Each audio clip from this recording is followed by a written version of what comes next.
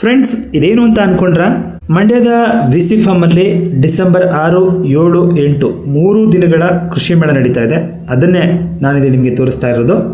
ತುಂಬಾ ಚೆನ್ನಾಗಿದೆ, ಮಿಸ್ ಮಾಡದೆ ನೋಡಿ ಅಂತ ಹೇಳ್ತಾ ಬನ್ನಿ ನೋಡೋಣ ಹೆಂಗಿದೆ ಅಂತ. ಫ್ರೆಂಡ್ಸ್, ನಾವಿವತ್ತು ಮಂಡ್ಯದ ವಿಸಿ ಫಾರ್ಮ್ ಅಲ್ಲಿ ಇವತ್ತು ಕೃಷಿ ಮೇಳ ನಡೀತಾ ಇದೆ.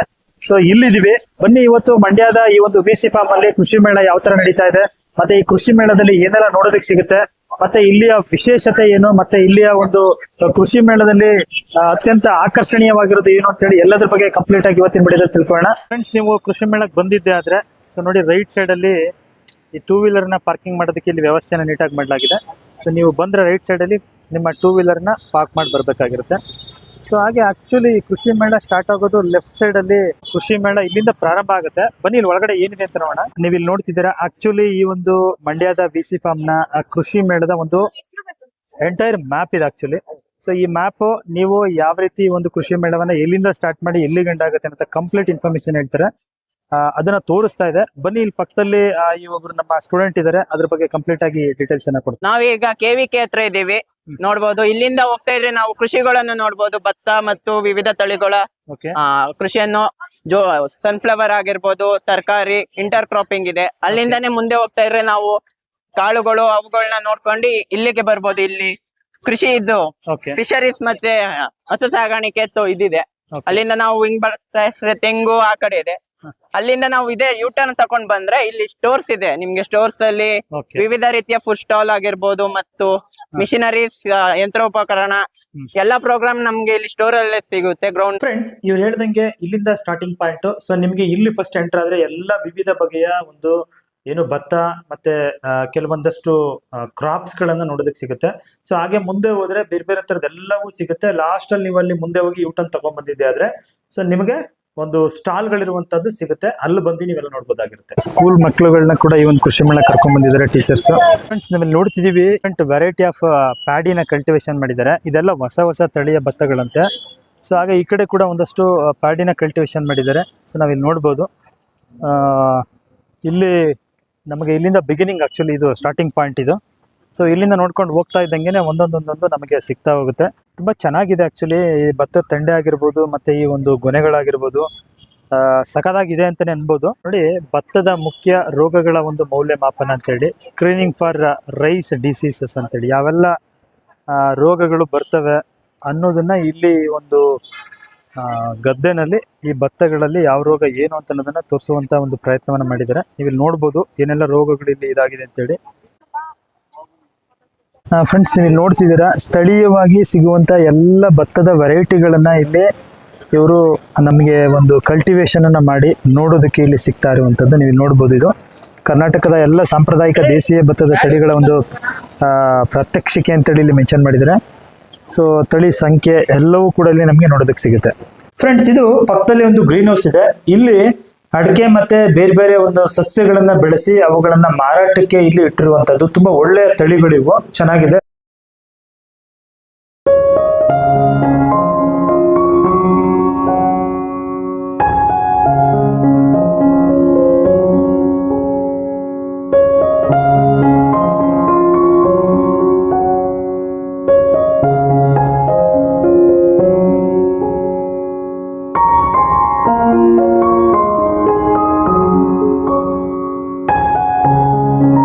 ಫ್ರೆಂಡ್ಸ್, ನೀವು ಇಲ್ಲಿ ನೋಡ್ತಾ ಇರೋದು ಕೃಷಿ ಯಂತ್ರೋಪಕರಣಗಳ ಒಂದು ವಸ್ತು ಪ್ರದರ್ಶನ ಅಥವಾ ಎಕ್ಸಿಬಿಷನ್ ಇಲ್ಲಿ ನಡೀತಾ ಇದೆ. ಸೊ ಬನ್ನಿ ಒಳಗಡೆ ಹೋಗಿ ನೋಡೋಣ ಯಾವೆಲ್ಲ ಒಂದು ಕೃಷಿಯ ರಿಲೇಟೆಡ್ ಯಂತ್ರೋಪಕರಣಗಳನ್ನ ಇಟ್ಟಿದ್ದಾರೆ ಮತ್ತೆ ಅದರ ಫಂಕ್ಷನ್ಸ್ ಯಾವ ತರ ಆಗುತ್ತೆ ಅಂತ ನೋಡೋಣ. ಬನ್ನಿ ನೋಡಿ, ನೀವು ಇಲ್ಲಿ ನೋಡ್ತಾ ಇದ್ದೀರಲ್ಲ, ಇದು ಡ್ರಮ್ ನಾಟಿ ಮಾಡುವಂತಹ ಒಂದು ಪದ್ಧತಿಯ ವಿಧಾನ ಇದೆ ಆಕ್ಚುಲಿ. ಅಂದ್ರೆ ನಾವು ಏನು ಕೆಲವೊಂದು ಗದ್ದೆಯಲ್ಲಿ ಭತ್ತವನ್ನ ಬೆಳಿತೀವಲ್ಲ, ಸಾಮಾನ್ಯವಾಗಿ ಬೆಳೆಯುವಂತ ಪದ್ಧತಿ ಏನಂದ್ರೆ ನಾವು ಭತ್ತವನ್ನ ಒಟ್ಟೊಯ್ದು ಅದನ್ನ ಪೈರು ಬಂದಂತ ನಂತರದಲ್ಲಿ ನಾಟಿ ಮಾಡಿ ಬೆಳೆಯುವಂತ ವಿಧಾನ. ಸೊ ಖರ್ಚನ್ನ ಕಡಿಮೆ ಮಾಡಬೇಕು ಅನ್ನುವಂತ ಉದ್ದೇಶದಿಂದ ಈ ಒಂದು ಪ್ರಾತ್ಯಕ್ಷಿಕೆಯಲ್ಲಿ ತೋರಿಸಿರುವಂತದ್ದು ಡ್ರಮ್ ನಾಟಿ ಅಥವಾ ಡ್ರಮ್ ಸೀಡಿಂಗ್ ಅಂತ ಹೇಳಿ ಇದು ಬಹಳ ಪ್ರಸಿದ್ಧಿನ ಪಡ್ಕೊಂಡಿರೋದು. ಈ ಡ್ರಮ್ ಒಳಗಡೆ ನಿಮ್ಮ ಭತ್ತವನ್ನ ತುಂಬಿಟ್ಟು ಸೊ ಈ ರೀತಿ ಒಂದು ಕೆಸರು ಗದ್ದೆ ಒಳಗಡೆ ಎಳ್ಕೊಂಡು ಹೋಗಿದ್ದೆ ಆದ್ರೆ ಅಲ್ಲಿ ನೀವು ನೋಡ್ಬೋದು ಭತ್ತ ಕಾಳುಗಳು ಬೀಳ್ತಾ ಇದ್ದಾವೆ. ಸೊ ಇದು ಒಂದ್ ರೀತಿಯ ಕಡಿಮೆ ಖರ್ಚಲ್ಲಿ ಉತ್ತಮವಾದಂತಹ ಭತ್ತವನ್ನ ಭತ್ತವನ್ನ ಬೆಳೆಯುವಂತ ಪದ್ಧತಿ ಅಂತ ಹೇಳ್ಬೋದು. ಇದು ಕೂಡ ರೈತರಿಗೆ ಬಹಳ ಉಪಯುಕ್ತವಾಗುತ್ತೆ. ಇದ್ರ ಬಗ್ಗೆ ತಮಗೆ ಮಾಹಿತಿಗಳು ಬೇಕಿತ್ತು ಅಂತ ಹೇಳಿದ್ರೆ ನೀವು ಮಂಡ್ಯದ ಈ VC ಫಾರ್ಮ್ ಅನ್ನ ನೀವು ಭೇಟಿ ಮಾಡಿದ್ದೆ ಆದ್ರೆ ಸೊ ನಿಮಗೆ ಎಲ್ಲ ವಿಷಯಗಳ ಬಗ್ಗೆ ಕಂಪ್ಲೀಟ್ ಇನ್ಫಾರ್ಮೇಶನ್ ಅನ್ನ ಅವರು ನಿಮಗೆ ತಿಳಿಸ್ಕೊಡ್ತಾರೆ ಸ್ನೇಹಿತರೆ. ಈ ಒಂದು ವಿಧಾನಗಳನ್ನ ಪದ್ಧತಿಗಳನ್ನ ಬಳಸ್ಕೊಳ್ಳಿ ಅನ್ನೋದೇ ನನ್ನ ಉದ್ದೇಶ.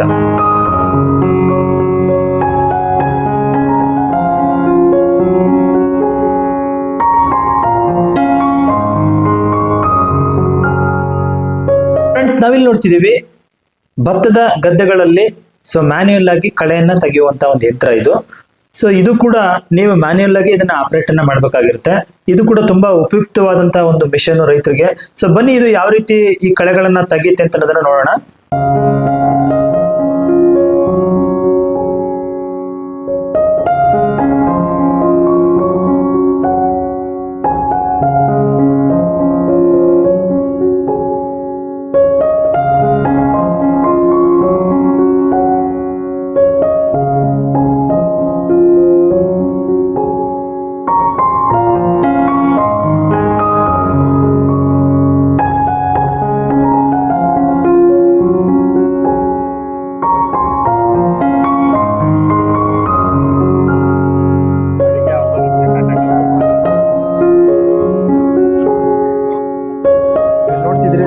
ಕೈಯಿಂದ ಕಳೆ ತೆಗೆಯುವಂತ ಒಂದು ಯಂತ್ರ ಇದು.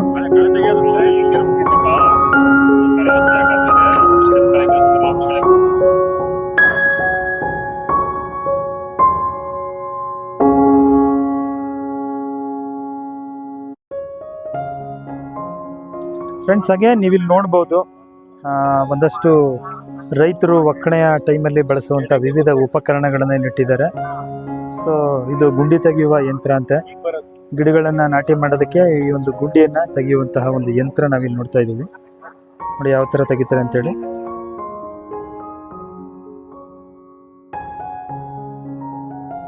ಇದು ತೆಂಗಿನ ಮರವನ್ನ ಹತ್ತುವಂತ ಒಂದು ಸಾಧನ ಅಂತ. ತೆಂಗಿನ ಮರ ಹತ್ತೋದಕ್ಕೆ ಇರುವಂತದ್ದು ಇದು. ನೋಡಿ ನೀವಿಲ್ಲಿ ನೋಡ್ತಿದ್ದೀರಾ.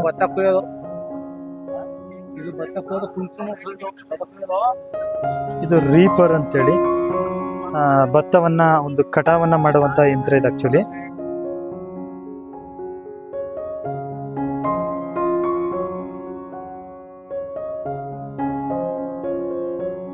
ಇನ್ನೊಂದು ತರದ ಕಟಾವಿನ ಯಂತ್ರ ಇದು, ಹಾರ್ವೆಸ್ಟಿಂಗ್ ಮಿಷನ್ ಅಂತೇಳಿ. ಇದು ಕೂಡ ಭತ್ತವನ್ನ ಕಟಾವನ್ನ ಮಾಡೋದಕ್ಕೆ ಮಾಡಿ ಜೊತೆಗೆ ಕಂತೆಯನ್ನ ಕಟ್ಟೋದಕ್ಕೆ ಇರುವಂತ ಒಂದು ಮಿಷನ್ ಇದು. ನೀವು ಇಲ್ಲಿ ನೋಡ್ತಾ ಇದ್ದೀರಾ, ತುಂಬಾ ಚೆನ್ನಾಗಿದೆ ಇದು ಆಕ್ಚುಲಿ. ಇದರ ಸಾಮರ್ಥ್ಯ ಬಂದು 3 ರಿಂದ 5 ಎಕರೆನ ಒಂದು ದಿನಕ್ಕೆ ಮಾಡುತ್ತಂತೆ. ಇದರ ಒಂದು ಬೆಲೆ ಎಷ್ಟು ಅಂತ ನೀವು ಕೇಳಿದ್ದೆ ಆದರೆ 4 ಲಕ್ಷ ರೂಪಾಯಿಗಳು ಇದರ ಬೆಲೆ ಇರುತ್ತೆ ಈ ಒಂದು ಮಿಷನ್ದು. ಸೊ ನೀವು ಇದನ್ನ ತಮ್ಗೆ ಇಷ್ಟ ಇತ್ತು ಅಂತ ಹೇಳಿದ್ರೆ ಈ ಒಂದು ಮಿಷನ್ ಬಗ್ಗೆ ತಿಳ್ಕೊಂಡು ಹೆಚ್ಚಿನ ಮಾಹಿತಿಯನ್ನ ಈ ಒಂದು VC ಫಾರ್ಮ್ ಅನ್ನ ಕಾಂಟ್ಯಾಕ್ಟ್ ಮಾಡಿದ್ದೆ ಆದರೆ ನಿಮಗೆ ಎಲ್ಲವೂ ಇಲ್ಲಿ ಸಿಗುತ್ತೆ. ಸೊ ಫ್ರೆಂಡ್ಸ್, ನೀವು ನೋಡ್ತಾ ಇರೋದು ಬಿತ್ತನೆ ಉಪಕರಣ ಒಂದು ಯಂತ್ರ ಇದು ಆಕ್ಚುಲಿ.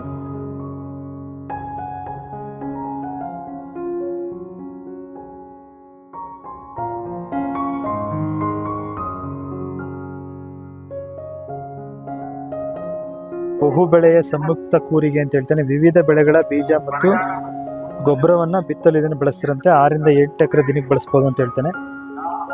ಆಮೇಲೆ ಇದರ ಒಂದು ಬೆಲೆ ಬಂದು 98,000 ಇದೆ ಅಂತ ಹೇಳ್ತಾರೆ ಸ್ನೇಹಿತರೆ.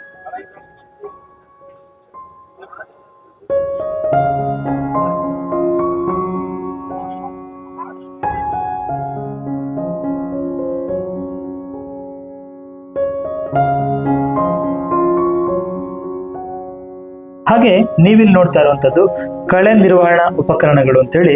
ಈಗ ರೈತ ತನ್ನ ಗದ್ದೆ ಅಥವಾ ಜಮೀನುಗಳಲ್ಲಿ ಬರುವಂತಹ ಕಳೆಗಳನ್ನ ವಿವಿಧ ಉಪಕರಣಗಳನ್ನ ಬಳಸ್ಕೊಂಡು ಅದನ್ನ ತೆಗೆದಾಕುವಂತಹ ಒಂದು ಕಾರ್ಯವನ್ನ ಮಾಡ್ತಾರೆ. ಆ ನಿಟ್ಟಲ್ಲಿ ಈ ಒಂದು VC ಫಾರ್ಮ್ ಅವರು ವಿವಿಧ ಬಗೆಯ ಒಂದು ಉಪಕರಣಗಳನ್ನ ಇಲ್ಲಿ ಮಾಡಿದ್ದಾರೆ.